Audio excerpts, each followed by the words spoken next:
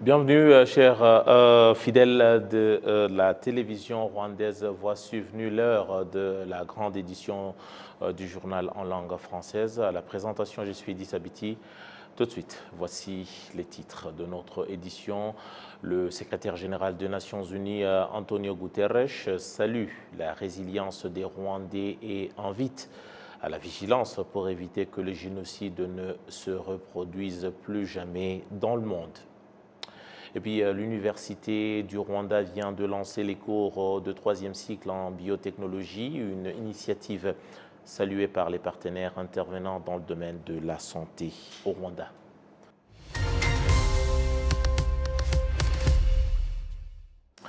Une fois de plus, bienvenue à cette édition. Je vous le disais en titre qu'au moment où le Rwanda s'apprête à entamer pour la 29e fois de suite les activités de commémoration du génocide commis contre les Tutsis en 1994. Le secrétaire général des Nations Unies, Antonio Guterres, salue la résilience du peuple rwandais tout en invitant à la vigilance pour éviter que le génocide ne se reproduise plus jamais ailleurs dans le monde. Suivons ici son message qu'il a donc placé sur les plateformes des Nations Unies. C'est dans une traduction de notre confrère Jean Damascène Manishimwe. En cette journée internationale de réflexion sur le génocide des Tutsis au Rwanda en 1994, nous pleurons la mort de plus d'1 million d'enfants, de femmes, d'hommes qui ont péri durant 100 jours d'horreur il y a 29 ans. Nous honorons la mémoire des victimes, en rend la majorité des Tutsis, mais aussi des Hutus et d'autres personnes qui s'opposaient au génocide. Nous rendons hommage à la résilience des personnes qui ont échappé. Nous saluons le peuple rwandais qui s'achemine vers la guérison, le rétablissement et la réconciliation. Nous nous rappelons remplis de honte l'échec de la communauté internationale. 29 années après le génocide, nous ne devons jamais oublier ce qui s'est passé et veiller à ce que les générations futures se souviennent également de la facilité avec laquelle le discours de haine, signe avant-coureur d'un génocide, peut tourner au crime de haine, du laxisme face aux atrocités qui s'assimilent à de la complicité du fait qu'aucun lieu et aucune époque ne sont immunisés face aux dangers, y compris les nôtres. La prévention du génocide, des crimes contre l'humanité, des crimes de guerre et d'autres violations graves du droit international est une responsabilité partagée. C'est le devoir fondamental de chacun des membres de l'ONU. Ensemble, luttons fermement contre la montée de l'intolérance. Soyons vigilants et toujours prêts à agir. Honorons également le souvenir de tous les Rwandais qui ont péri. Construisons un avenir de dignité, de justice et de droits humains pour tous.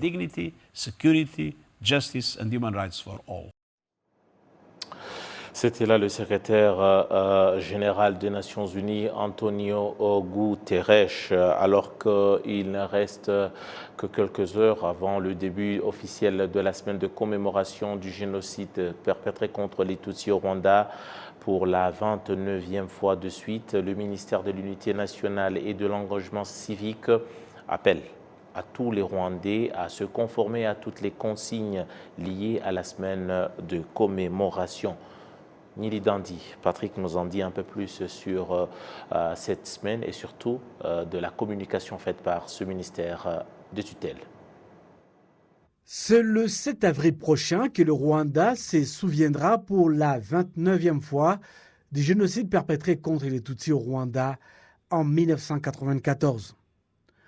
Au cours d'un échange avec la presse, le ministre en charge de l'unité nationale et de l'engagement civique, Dr Bizimana Jean Damascène, a rappelé que le 7 avril, toutes les activités seront fermées dans l'avant-midi et reprendront dans l'après-midi. Le ministre Bizimana Jean Damascène a déclaré que la mémoire ne doit pas arrêter tous les programmes liés à la reconstruction du pays.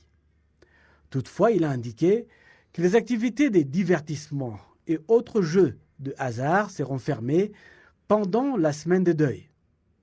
Dr Jean Damascène Bizimana a déclaré, cependant, les activités liées aux moyens de subsistance de la population, notamment le marché et centres commerciaux, seront ouverts, ainsi que les lieux destinés aux activités sportives, sans toutefois affecter le programme de mémoire. Le ministre Bizimana a indiqué que, deux fois, on remarque que certains Rwandais choisissent de fermer leur commerce mais ne participent pas effectivement au débat des mémoires organisées dans plusieurs endroits, dans deux quartiers, raison pour laquelle ces activités à caractère commercial, ainsi que toutes les autres activités liées à la reconstruction, se poursuivront, et qu'en même temps, les Rwandais pourront participer aux discussions liées à la commémoration des génocides perpétrés contre les Tutsis au Rwanda. Le ministre ayant l'unité nationale et l'engagement civique, dont ses attributions, a informé le public que les panneaux commémoratifs seront accrochés sur différents sites le jour de la commémoration, puis seront retirés. Une étude de la fondation Unity Club a montré que le taux de dépression lié au passé tragique du pays chez les Rwandais est de 26,9%, raison pour laquelle les différents programmes sociaux visant à soutenir les personnes touchées doivent être pris en compte et se poursuivre tout en se renforçant. Merci bien, Nilidandi. Patrick, pendant ce temps, l'association des rescapés du génocide Ibuka, en sigle littéralement, souviens-toi, rappelle que même si le Rwanda se prépare à débuter la semaine de commémoration en mémoire de victimes du génocide perpétré contre les Tutsis en 1994, la commémoration reste une réalité de tous les jours. C'est en tout cas ce qu'affirme le président d'Ibuka, le docteur Philbert Gakwenzire. Ibuka, commémorer ce souvenir, ça ne veut pas dire que les Rwandais ne se souviennent pas au cours de leur vie, au cours de toute une année, mais plutôt c'est un moment de réflexion. Vous vous rappelez que même les Nations Unies ont nommé cette journée du 7 avril, journée de réflexion. Mais c'est plutôt un moment de réfléchir, de penser et à partir des faits historiques, tirer des leçons pour la reconstruction du pays. C'est un moment crucial, important, où tous les Rwandais doivent vraiment s'engager et réfléchir à deux reprises, plus d'une fois, choisir le mot à dire à son voisin, choisir les actions à poser, quitte à ce que notre futur vraiment soit bien assuré par des gens qui pensent, mais plutôt ceux-là qui ont été pris par la folie publique, la folie qui a embrassé une grande majorité des Rwandais. Au docteur Gakwenzire d'ajouter qu'un accent particulier doit être mis sur la formation des jeunes qui constituent la force et surtout l'espoir de toute une nation. C'est très important de mettre beaucoup d'emphase sur la jeunesse, parce que la jeunesse n'est pas seulement la force du pays, mais c'est surtout le futur d'une nation. Le futur d'une nation. L'association Ibuka s'engage dans cette voie aussi de faire à ce que l'héritage que nous avons pour le moment soit pérennisé par notre jeunesse, en parlant de ce qui s'est passé, mais sans rancune, avec une distance. En prenant ça, n'est pas comme un fait qui doit nous appeler à fermer les yeux, mais plutôt à ouvrir nos yeux davantage, à regarder en avant. Donc, pour tirer des leçons de ce qui s'est passé, pour rebondir davantage. Le docteur Gakwenzire Philbert, président de Ibuka. Passons à autre chose à présent pour parler santé à présent avec l'Université du Rwanda qui vient de lancer les cours de 3e cycle en biotechnologie, une initiative qui est saluée par les partenaires intervenant dans le domaine de la santé au Rwanda. Ces derniers estiment que le lancement d'un tel programme est une fierté pour le Rwanda. C'est une bonne chose parce que c'est l'avenir du monde, pas seulement du Rwanda, parce que la biotechnologie contribue dans presque tous les domaines, dans la recherche, dans la fabrication et dans le développement de tout ce qui est de la science. Et sur base de la vision du pays, c'est une bonne chose et qui va vraiment aider le pays à avancer dans le domaine de la technologie et la fabrication de vaccins. Comme on le sait, le Rwanda est dans son lancée et ce programme va beaucoup développer la main-d'œuvre qui va travailler dans ce domaine.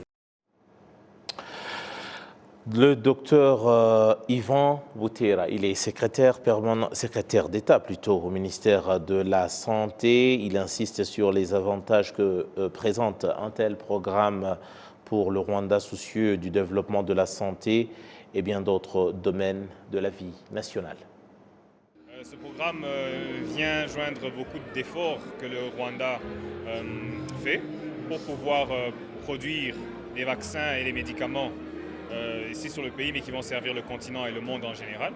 Et ces programmes vont supporter les gens pour qu'ils puissent avoir les connaissances pour pouvoir appliquer ce qu'ils auront appris à l'école, pouvoir appliquer ça au niveau scientifique, mais plus important au niveau de la vie de chaque jour, que ce soit dans l'agriculture, que ce soit dans les problèmes environnementaux que nous faisons face, que ce soit dans des problèmes de changement climatique. Il y a des solutions qui peuvent être générées dans des labos, qui peuvent être maintenant appliquées au niveau de la vie quotidienne. Donc ce programme va venir équiper les jeunes Rwandais pour avoir les compétences pour pouvoir répondre aux problématiques que nous faisons face ici sur le continent, mais dans le monde en général.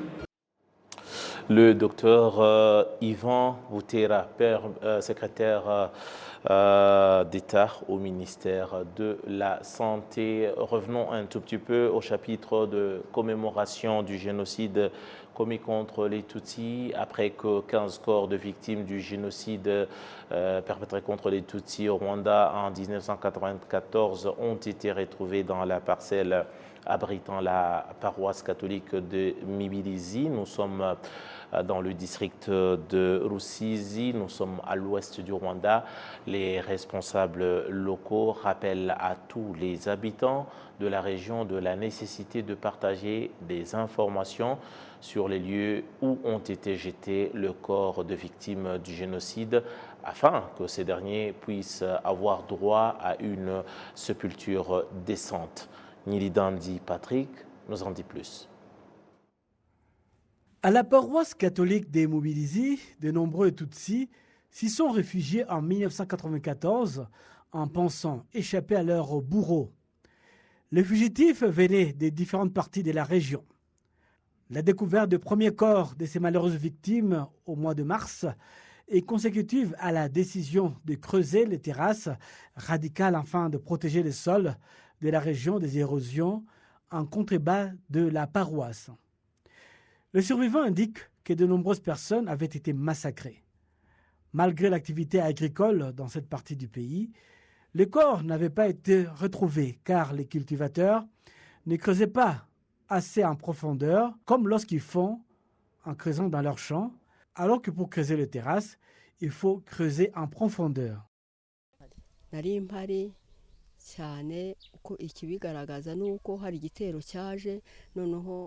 J'étais bien présente à l'époque lorsque les attaques ont eu lieu. La première, nous avons résisté et les avons repoussés. Et puis, une autre attaque a été menée par des gendarmes armés. Et ces derniers ont commencé à nous tirer dessus. Et cela a donné le courage aux milices qui avaient battu en retraite pour revenir à la charge. Alors, certaines victimes Tutsis qui fouillaient les tirs des gendarmes sont tombées dans les mains des miliciens qui les ont massacrés.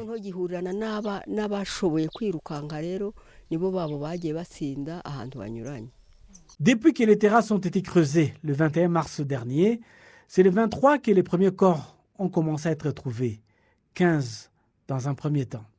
Jean-Baptiste Bakaleke, représentant de l'organisation de défense des intérêts des survivants du génocide Ibuka dans cette partie du pays, a déclaré qu'après avoir observé les corps des victimes trouvées, il a compris que c'était bien elles tuées lors du génocide et non le corps des personnes mortes de mort naturelle, enterrées normalement dans un cimetière à proximité. Lorsqu'on meurt de mort naturelle, On est enterré sous une bonne profondeur.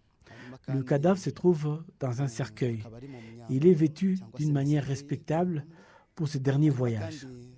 Alors que pour les victimes du génocide, ils sont enterrés à quelques centimètres du sol.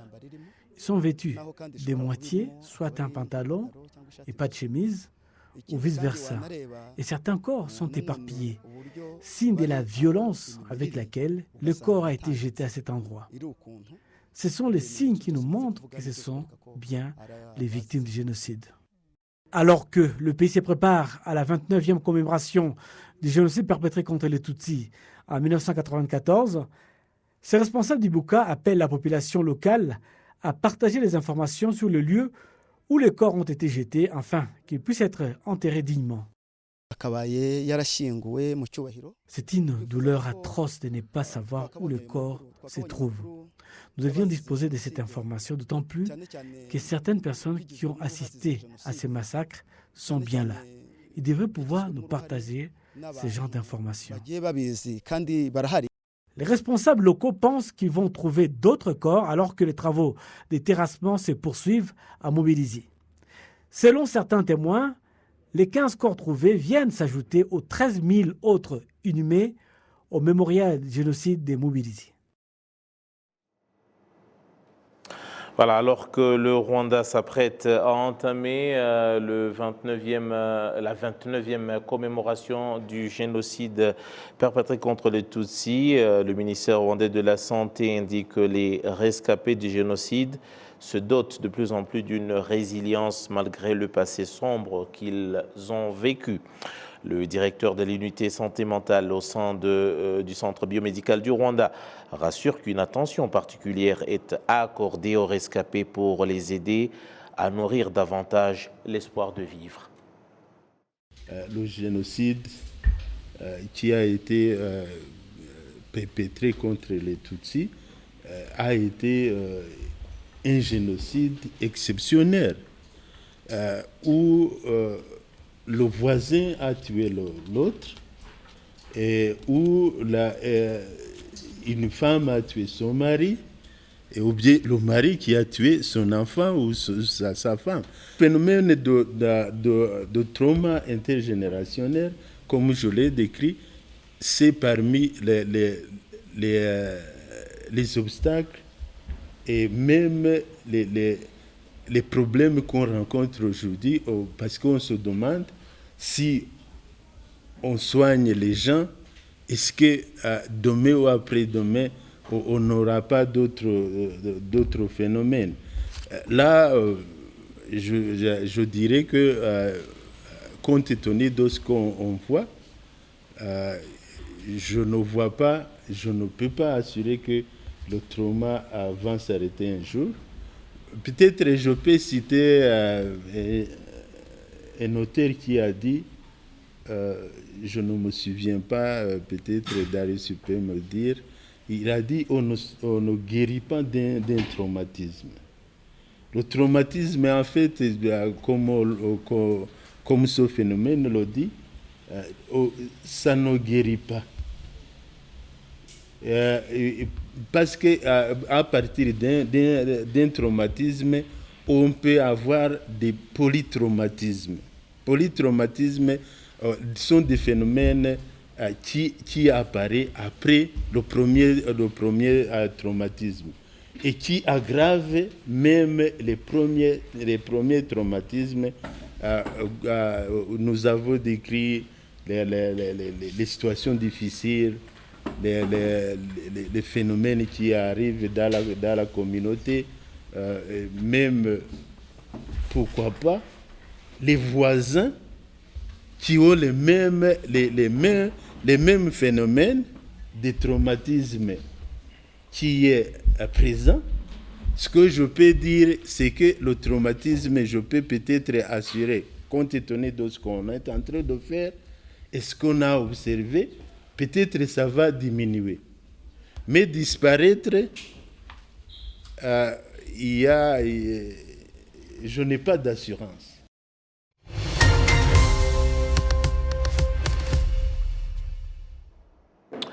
Et puis, parlons sport à présent. Lors d'une réunion virtuelle qui s'est tenue à la Confédération africaine de football, la CAF, et une réunion qui était donc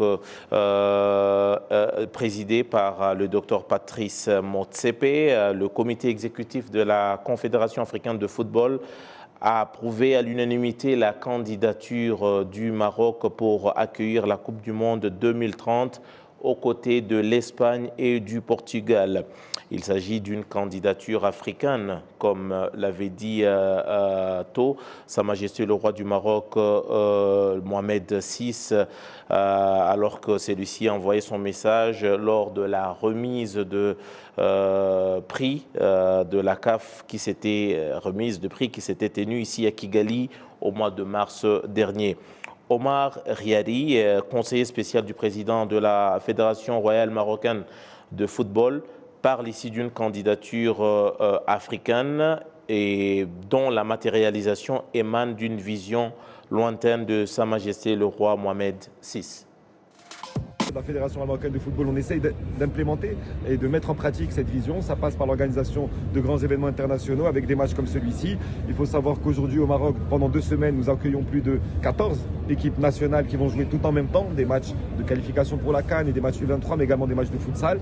Et si on est autant impliqué, c'est toujours sous la vision de Sa Majesté le roi Mohamed VI du Maroc, que Dieu l'assiste, qui en 2017 avait exprimé l'envie et la volonté pour le Royaume du Maroc d'être plus impliqué sur le continent africain, mais également d'être plus impliqué dans la coopération sud-sud, et c'est ce que nous faisons aujourd'hui. Est-ce que le Maroc démontre également qu'il est prêt pour et la CAN 2025 et aussi pour la Coupe du Monde 2030? Bien sûr, nous on a présenté un dossier de candidature qu'on estimait très solide. Nous sommes le seul pays à déjà avoir 6 stades homologués par la CAF et la FIFA. Donc on est assez confiant. On a une infrastructure du football qui est peut-être une des meilleures au monde, avec plus de 6 stades homologués, comme je l'ai dit, le complexe Mohamed VI de football, des dizaines de centres régionaux, plus de 1000 terrains pour le football amateur.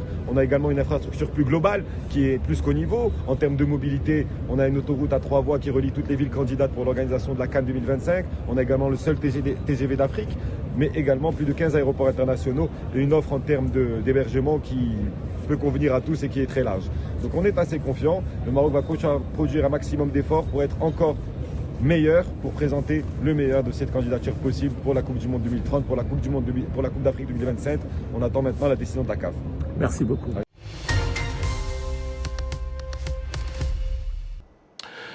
Bien, merci à toutes et à tous pour avoir suivi notre édition. Grand merci à toutes les équipes au niveau de la régie, des équipes conduites par Kanzaïr et Léonci. À mon nom propre, je vous dis grand merci. J'aurai tout le plaisir de vous retrouver très prochainement pour une nouvelle édition. Mais en attendant, restez bien fidèles à nos programmes. Au revoir.